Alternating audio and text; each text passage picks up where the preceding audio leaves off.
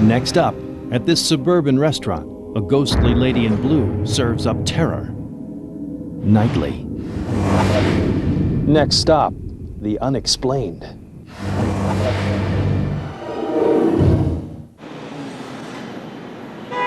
To escape the electricity of the city, venture into a Chicago suburb called Clarendon Hills.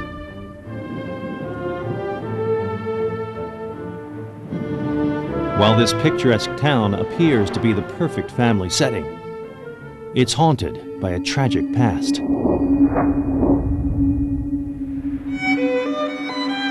Clarendon Hills is a really nice little suburb that's about 25 miles outside of the city of Chicago. There's an awful lot of people that commute between here and Chicago and work downtown. But life in the suburbs hasn't always been so peaceful.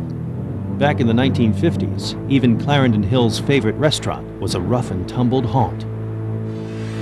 The Country House Restaurant is an old roadhouse that dates back to the World War I days. It was a kind of a shot in a beer place, well, more of a kind of a rough sort of place.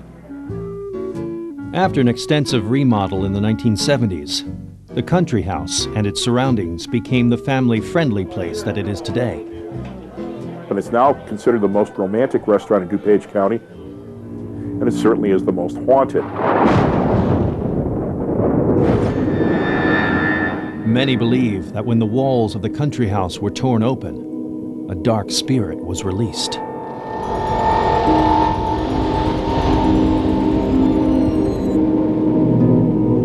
After we remodeled the restaurant and reopened, I think it was in February of '75, we started to notice a lot of strange activities. Doors opening and closing by themselves, footsteps at night up on the second floor. I have had experiences in the basement where I'll be taking orders or concentrating on something else. You'll see a shadow go by your face where like somebody walked by real fast. You turn around, there's nobody there. Some employees say they've even come face to face with the fearsome spirit and have been so frightened they refuse to return. A young boy came tearing down the stairs. He had seen a woman and he turned around, she was gone, and he turned back and she was there again. And he wasn't going to work here. That was just too much, and that was it. The owners of the had no idea who or what was haunting their restaurant. They contacted a psychic, hoping for an answer. She felt a presence, and then went on to say that it was a young woman who had lived in the area. She didn't die here, she died near here around 1956. A call to the restaurant's former owner confirmed the psychic's message. And he was astounded. In fact, it did happen. The story goes that one night in 1956, a beautiful young woman wearing a blue dress was sitting at the bar. There were rumors that she was having an affair with one of the bartenders here. It seems the lady in blue was married to a traveling salesman who was never around.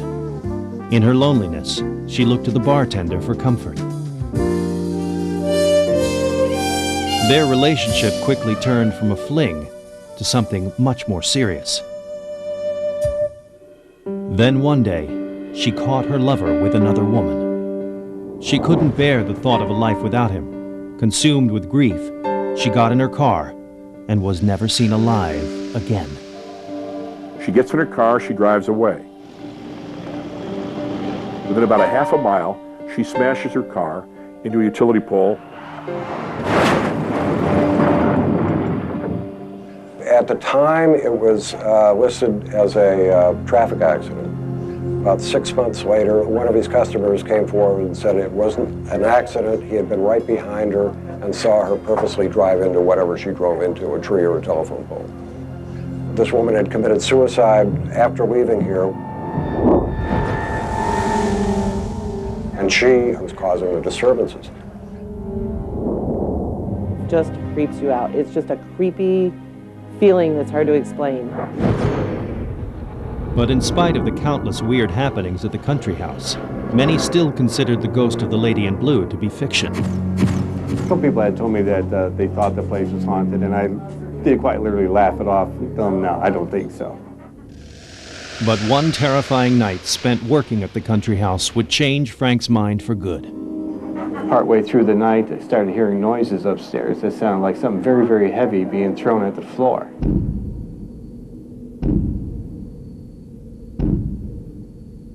The noises continued, but every time Frank went to investigate, it quickly stopped. And I kept working. Then all of a sudden the jukebox came on, and it started playing a song over and over. Came out here to see what was going on, and as I got up to the jukebox, it shut off.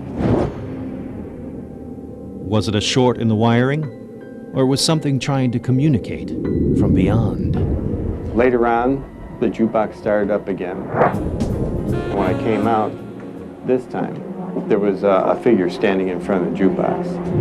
And it was a blonde-haired lady, blue dress on, and she was just staring at the jukebox. As I was walking up to her, got up and down the length of her dress, and from about the knees down, there was nothing. There was absolutely nothing at all.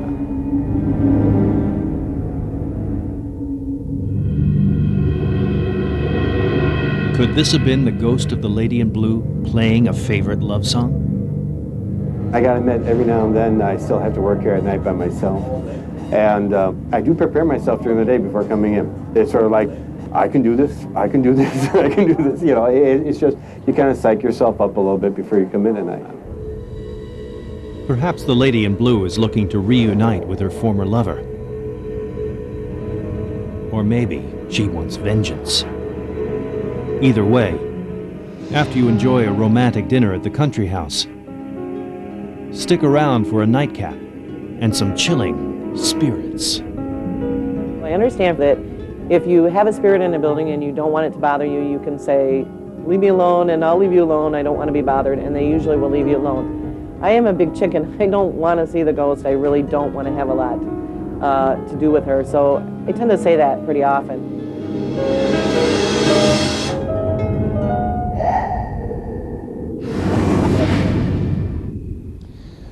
From hitchhiking spirits to gangsters gunned down in the streets, a tourist in Chicago is never far from its resident souls. Listen to enough stories about the Windy City's dark past, and you'll begin to wonder if that breeze that howls through Chicago is really just the wind.